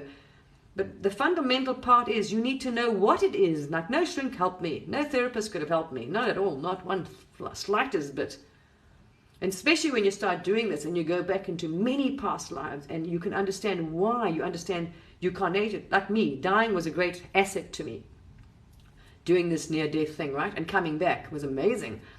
Because first of all, I saw my whole life. So my whole life was shown why. It's incredible. Absolutely incredible. Because when your whole life is shown to you, It was perfect. Now, no one on their right mind, if you listen to my life and had been through what I'd been through on this level, all the trauma and shit happened, you would not think so. You think, shit, that was a shit life. Oh, no way. It's like me. I wanted to commit suicide. I can tell you very seriously. Wow. I mean, I was very happy to get off this planet. Absolutely planning on not being here. The sooner I was happy to go, I was very happy to go. I never had a fear of dying. I was like, no, I'm going to get out of here, this place. The sooner the better. But when you are shown it, it's incredible. Your life is perfect. Everything that happened to me was perfect. And you chose it. It is mind-blowing, people. So that's a perspective that no therapist or psychologist can give you. Because they don't know. They're not dealing with your soul. And if you haven't asked or if you're not shown it, you see, it's like when you go to a reader or psychic healer. They can say, okay, well, that happened to you. There's an attachment there was whatever. See, you don't get that. There's a difference. That's why I recommend, I said it's a good thing to go for a past life, but a good person, a past life regression, with intent to heal, and ask protection, get them to put protection in, angels do this and that, go very well before you start. And your intention is purely to heal and your soul, be whole as a soul again. Right, and that's what you will get. And then you can go to a reader afterwards again and healer as well sometimes. But the constants online, you type in, I know a few, I was just trying to remember, QHHT practitioner, which is Quantum Hypnosis Therapy Practitioner. Dolores Cannon, I think she's even got a website. Yeah, you can go for more than once. Yeah. But I went for that first, and then I went to see a very good very good reader afterwards. So there was other stuff that she didn't pick up then, so there's attachments and other things I needed to get rid of and things that happened to my past life. Wow. So you can, when you start doing this and you start doing it yourself and you're able to see your past lives, you're able to understand how they link into things and why you chose this family. Wow, did I choose? Wow, some serious family to carnate into. Wow. And then you can then I can see the links of the trauma my parents had and how it affected me and how I, by choosing them, experienced that trauma. Chose that road of dysfunction. So you don't realize, because you're eternal, you can't die, and this is a very short life. Very short, because your soul, your energy, because there's only energy and consciousness, right? So your consciousness. And you're made up of millions of atoms, that energy. When it decides to go, this form falls away, but you are still there. Your consciousness and your energy, you're very conscious of everything, is billions of years old. This little life is a freaking, it's like snapping your finger. And you realize how many lives you've led. Wow, this is just like, and you were here before the planet was here. Because the source, it's infinite. There's no such thing as time anyway. We're not even going to go in there, but in the quantum, in that state, everything is happening now. Past, present, and future, everything is now happening now. So it's another whole space to be in. So there we are. Quite an experience. So now I'm alive, and compared to what I was, I'm well, I'm happy, peace, all these sort of things. But now I've got to think, what the hell am I going to do with myself? How am I going to earn a living? That's the step I'm on now. I'm trying to think, wow. Because now it's interesting. So now it's like, how am I going to pay the bills? See, so all those things. Because you're not young, I'm basically bordering 60. You've still got damage with this. I know I won't be able to do, also the age-wise, just physically. The physical vessel and the trauma holding the vessel, it's tired. It's, kind of worn out. It's kind of had this thing has been to the ringer, this poor, the stuff this body's experienced. I'm amazed. So I know I've got to be very careful with my health and my sleep and my stress, I do my healing as well and stuff, yeah. So,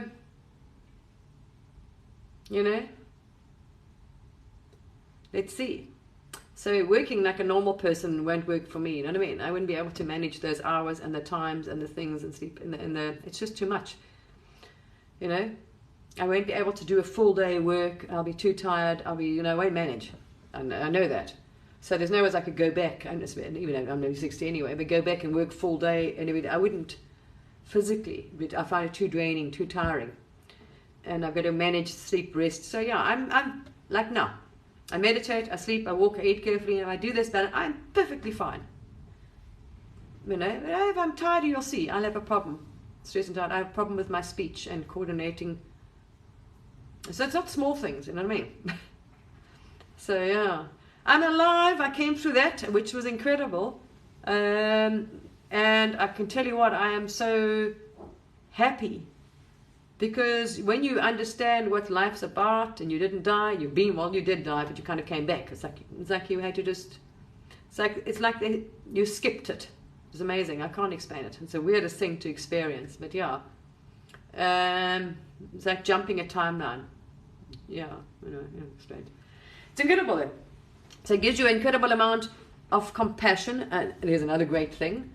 So I have an immense amount of, I can empathize with people. I have so many veterans, so many friends with PTSD, and which I did. I used to work with them, and I knew enough about PTSD myself. Never mind having to experience it, whatever, and all that nonsense that I went through. So the insight, the understanding. You see, your soul does things for a reason. So all the shit I went through in my life gave me an immense amount of love, understanding, compassion, kindness, non-judgment. So people are able to come to me with their real trauma and horrible things, and I'm able to, without any judgment, without anything, I can understand, love unconditionally, give them that, hold that space of love, kindness, and compassion, understanding, know what they're experiencing, because I'm not a shrink. I've just done my degree and I've done the theory and I know. No, I've experienced it. You know what I mean? I've been there, I've done it, I've tried it, I've all that. Worked with myself, done my theory, done this, done that. So yeah, in that aspect, it gives you're able to help people. You see, you are able to overcome it. And I tell you what, if you have an awakening, it'll be like going from hating life and being as miserable, you can't wait to leave, you love life. Life is freaking awesome because you have that light, that energy source, that bliss. When you experience that oneness, 0 point oneness, whatever it is, bliss, and you understand, you create, when you're on this path, you understand, you create your own reality, your consciousness, your thoughts, everything is frequency and vibration. Your whole life changes because you're no longer, you're able then, you realize what you are doing. You see, and you are able to change it completely. Yeah. It's amazing. So I'm hoping, and it will, that it can help. That's why I said I started this video, other people. You see, my experience, what I went through, is not for nothing. I would love to see it help other people. And also look at that. I want to experiment maybe looking at doing that and actually on the purpose of healing people with PTSD. So I'm very sure you're able to take past life regression and maybe in a way, alter it in such a way, with an intent, purely focused on PTSD, people with PTSD and trauma, complex trauma and things like that. So purely doing past life regressions, but targeting people with PTSD and trauma, with an intent, purposely on that, to focus on that, fix that, work that. Yeah, and if you're doing this and you're tapped in, you're able to communicate with the unseen in the quantum, and then you also know what you're doing, what you're going through. You know what I mean? And I'm able to seriously empathize with people, absolutely understand what they're going through. No, I'm thinking about it. I actually thought about doing it. I thought about doing it purely to focus on PTSD and veterans, people with trauma. So to purely do this quantum hypnosis thing, but to focus on people with PTSD. Right, to heal it. Very sure. Because I know you can. I've done it myself. And you understand what it's like when you've shown it and seen it, because you won't feel like a victim. You're immediately freed. Because you realize, well, I wasn't a victim. And you understand whatever happened to you, right? I had a friend that came to see me today. A childhood, or also a classic case, massive childhood trauma and abuse. Goes to the military, experience shit, PTSD and massive flashbacks and problems, but same thing. His friend was killed as well. And that just bugs him that he should have done. There's a lot of guilt. They have this survivor guilt. So the same thing. If you can take you understand from a psychic level, when you're able to tap in on a different level, you're able to take that person back and ask, so they will know why they experienced that you were meant to experience that soul chose to die like that. It releases that person from the guilt, you see, and fear, all those. So if you're able to address it from that way, like I was, you're able to see why you experience. It releases you from your trauma, from that experience. You're released. Don't need medication or anything else, you see. You are able to understand it for exactly why it happened. Oh, goody, I'm so glad. So yeah, I'm looking at that because I'm thinking, what am I going to do with myself? You know, I don't have a freaking clue, and I've got to pay bills. And I don't want. I'm not going to end up in a care home anymore. I have no intention of being in one. But I'm not able to go back to do normal work like other people. Probably. I'm not exactly young anyway. I'm basically hitting 60 now. So nobody really wants to. Well, most people in a 3D level won't want to hire you because you're hitting the bucket soon and you're going to retire. And I say there's damage done to the health, and I manage it. So yeah, I'm now thinking, well, how am I going to survive going forward? Because I didn't die. Well, I mean, I can still leave the planet tomorrow. You know, it doesn't matter. You know, I'm not worried anyway. As I say, I don't have any fear of dying because I've been there. Come back. Freaking awesome. So I have no fear of dying. I have no fear. You want to make the most of whatever time I've been given, extra time I've been given on the planet. And I have all this knowledge, understanding, compassion, and wisdom because I've been through it. Never mind life experience, but a lot of trauma. All the shit that happened to me. Didn't die, died, came back, all that, you know, whatever. Everything. So there we are. And I have no judgment of others. Just you know, yeah, you want to help.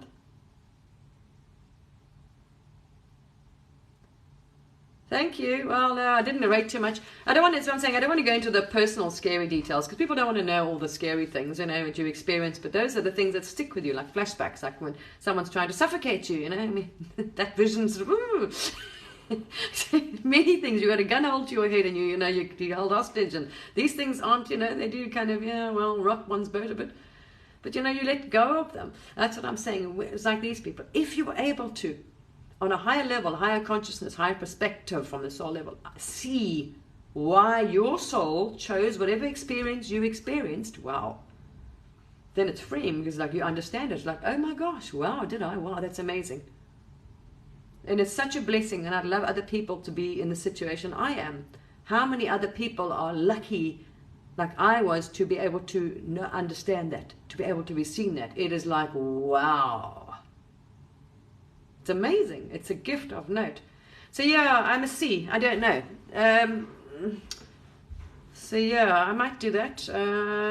I thought about that. That's one of the things I thought, besides doing this. Because when this happened to me, remember, I'm able to do this. Because anytime you can go online anytime you want, right? It's easy.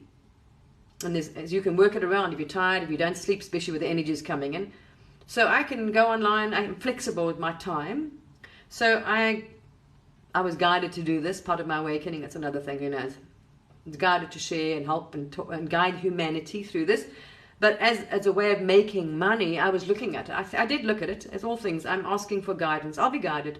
I thought it came to my mind, doesn't mean my higher self is in line with it, to do a quantum hypnosis or past life regression. No, do that to qualify as that, maybe as number, you know, level 3. But I purely then would use it. Purely for PTSD. So I would like to purely focus on people with trauma and PTSD, using higher level of consciousness and the psychic abilities and tapping in, and that to heal them. You see? To be able to take them through and let them see why their soul chose that experience and what that person, whoever that person chose to die, why they chose to die, what agreements they had. And then they're free because they see it, know it, and feel it themselves. So that is one, but it's also financial, you see, remember, because after what happened to me, I got put on benefits, disability. All my life I worked, and I earned some very good money. I had some very good jobs, some good money. And then all of a sudden, you haven't been able to work for years, you did all this, you left with damage, and you left on this, you know. But you know, the universe is amazing. Sources provided. I've never gone without food. I have warmth, shelter, food, stay, happy. So that's it. Now it's moving forward, So I did this. I was just guided to do it because I could, well, it was just coming through me. I was just sharing what I was, being shown, and visions, and and then I was guided on here to, help people. Who knows? So now, let's see. This was what I thought it was, a way to make a living. So I could do the regression story as my income. Otherwise, I don't know, who knows, I'll get sponsors, or I'll do, whatever. I'm looking at whatever. There's many other ways you're going to look. At our age, I don't know much about social media. I have no freaking clue. It's like a lot to learn, and algorithms and this and that and whatever else. So yeah, you can do that. You can, I would tie up with people that are in line with the new earth. And a higher frequency and higher consciousness, and absolutely promote or work with them or their stuff, whatever, if it's in line with a positive future. You see, with 5D, with the higher consciousness, earth, unity, that sort of thing, absolutely. I don't know what, just see, it's, my soul might have other plans for me. But that's what I was doing, and I was thinking, okay, I'll manifest the money for the study. Because remember, I'm stuck on benefits, like a limited disability thing, which is very, very basic. So there's no, yeah. So manifesting money to pay for my studies, yeah, that's what I'm saying. You can manifest it. Yeah, I live in the UK. I'm from the UK. Yeah. I don't sound like it because a lot of my work was based over there. I was based in Africa, and I did a lot of work in Africa. So let's see. You know what I mean? If it's meant to happen, I've manifested things before, then the money, or the door will open, and I will, whatever, the money will appear, and I'll be able to pay for this course. Yeah. So it's manifesting the funds or manifesting the vision or whatever you want. So mine is to help people, one, because you're able to, you've been through it, you have the skills, the ability, the experience, the compassion, the consciousness, all these things. So I want to do something that's in line with 5D, with the new earth, using which is great because I've died. I've also, had the experience from the other side, why we're here, whatever, all kinds of nonsense. What it's like dying, I can explain to you in great detail. Even explain to you as your soul leaves the body, what you see, what you feel, everything. So it's very useful. So you can offer a lot of comfort, support, a lot of things, you know what I mean? And that would make me, I couldn't think of anything happier. If you could spend your life helping other people, wow, that's amazing. I mean, you could be, what better thing could you do? So if I could earn a living by helping other people, oh man, that's just, what more could you ask for, Incredible. Are you in Brighton? Okay, cool. Okay, I'm up in Yorkshire. So yeah, I actually came up here to visit a veteran with PTSD. Help someone that was in a very bad way. And by then I was having problems with this medication. And while I was here visiting this poor man for a week, I ended up in hospital because I ended up getting terrible shocks in the brain. And that's when they thought I had MS. And they wanted me to stick around for MRIs. And so I didn't plan. My soul had other ideas, but nothing happens by an accident. So that's how I ended up in Yorkshire. It was purely because I went to visit a veteran who was in a very bad way here. And I ended up in hospital with this bloody medicine, and serious problems. worse than him. Oh, well. Are you? Okay. Yeah.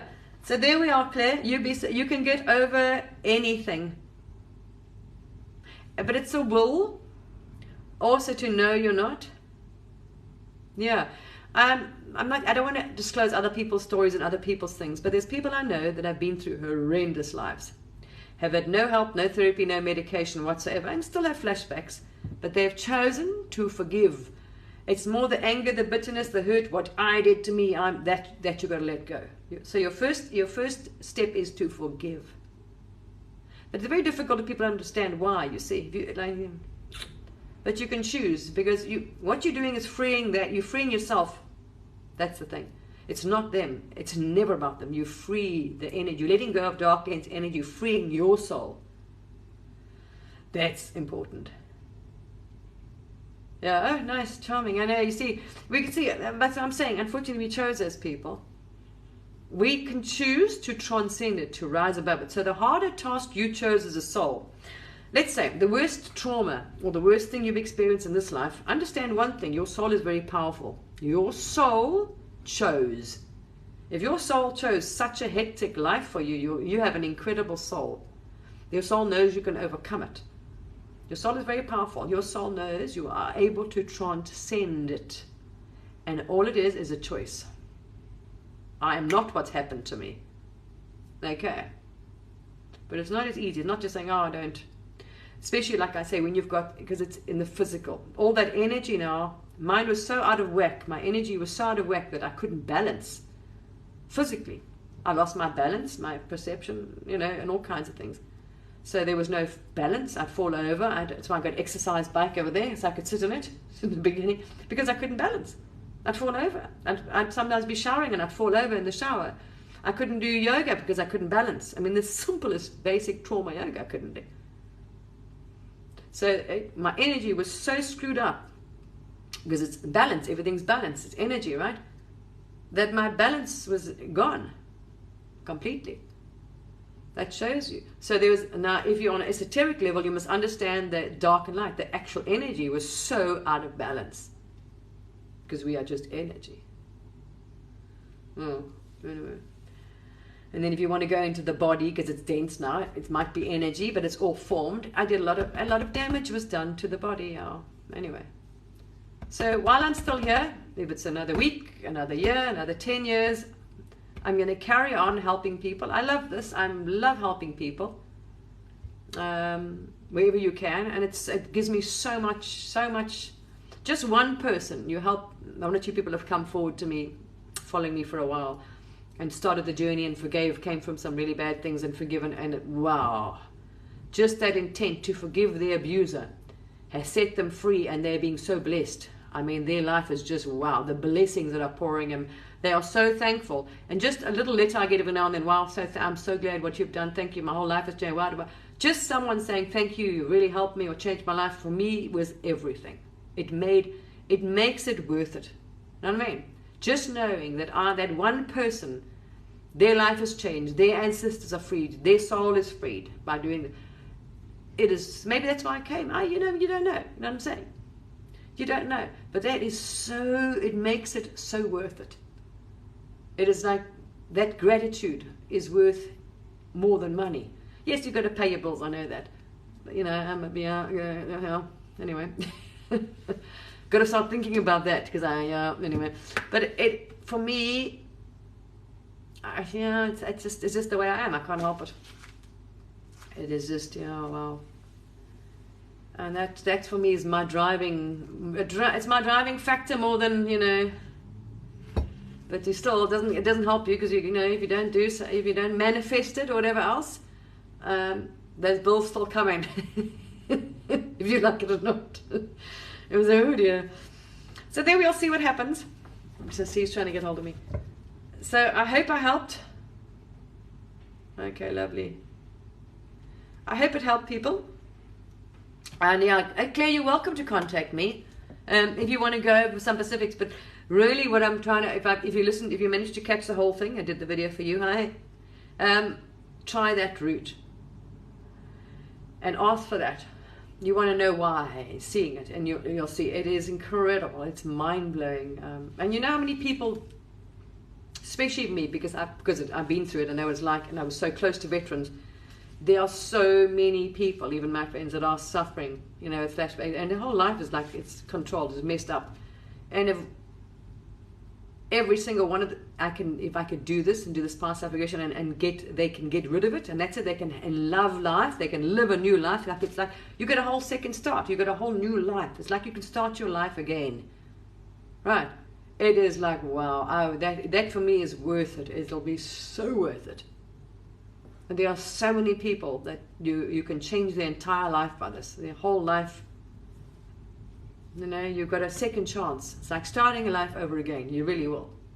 If you start this journey on a spiritual, I'm saying from this level. Whether you want to say spiritual, whether you want to say quantum, universe, source, God, doesn't matter. Same. However you want to address it is incredible. And you will just, instead of now hating life and living under this constant energy or trauma or fear or victimhood, Can you imagine being happy all the time and loving life and realizing, wow, that you're not, and just, it's like being set free? Incredible. Yeah, it's absolutely.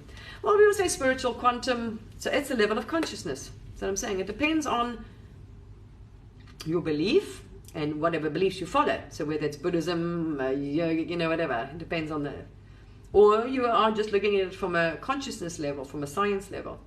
Pretty much, they all validate each other. Just slightly, the beliefs are different. So some will say it's just energy, it's plasma, it's this, it's just consciousness or whatever. But then how do you explain all the other things? Or it's source. I've seen it. You can experience it. You do see it. Source streaming. It's so different. Anyway, that's a whole nother. That's videos and videos talking about what you see when you die and when you drop back, and leaving the body is fascinating. It's a little bit. I shared it because I didn't want people to be frightened when they die, because when you go through it, you're frightened for about 10-20 seconds. It's really scary. Everything goes, you go into complete darkness. It's like going into a tunnel. So you go, that's scary. It's like a black hole. It looks like you're heading into this dark for a little bit. It gets very, and you get very, but it's very quick, and then you out. So that's obviously, as I described it. I made a video afterwards, so I wouldn't forget. So I described what it is like just before you leave the body. Okay. And then you pop out. So just for a little bit, it's very frightening because it gets dark. So it looks like you're heading into a tornado. It's obviously, as your soul, as you say, energy is being sucked out of the body. That's what you actually see. Anyway. But it's freaking cool to be free of your body as well. Wow, excellent. If you understand, if you have that consciousness and you understand you're not the body, and you don't get fear, and then you're like, wow, There we are. Yeah, I'm happy to chat with you, Claire. Absolutely. I think okay, I'll add you as a friend, then you can message me. All right. I'm happy to talk to you. Thank you. It's a filter. What is it? Doesn't show you, huh?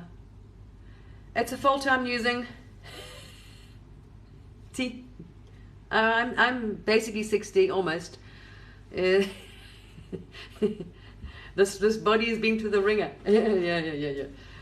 As I say, well, it definitely has. I've got the medical records to prove that one. Except for unfortunately, the only thing I didn't get was the other brain things, which is a pity, because I would have been able to see now the difference. Just before I started this, I would have seen what parts of the brain were working underactive or overactive. And then now, going through all this transcendental meditation and healing and work and whatever, I would have had the before and after, so I could compare the change, the new neurons, and how much repair I've done to the. I could see how much repair is done. And sadly now, I didn't get that, besides MRIs, which didn't show anything. So I can't see the repair, how much difference is in the brain, which is really a pity, because there's a lot of damage. So I'm not able to see on a physical scale, is it a PET scan they call it? I'm not able to compare. I know what I feel, and I know, I can see the difference in my symptoms and everything else, absolutely. Yeah. Wow, everything. Amazing. I had MRIs because they thought I had MS, when I was getting zapped all the time. It was like someone poking you with a cattle prod. Wow, where all your nerve endings are. But it was a bloody medication, yeah. It wasn't MS. Wow, massive. A lot of damage. It was painful too. Wow, you're being shocked. It was like your body shocking you. Zzz, and you get numbness and you'd get, oh wow, horrible. Anyway. All right, lovely people. Oh, okay. Oh, thank you. I don't know. It doesn't sound. I had a very English accent. Very well before the damage and thyroid and all that nonsense. I had a very much higher voice, much more ladylike, much higher tone, not as deep voice, very English, very well spoken a while ago. I lost it. Yeah. All right, that was a long video. I hope that helped anybody out there. I really do.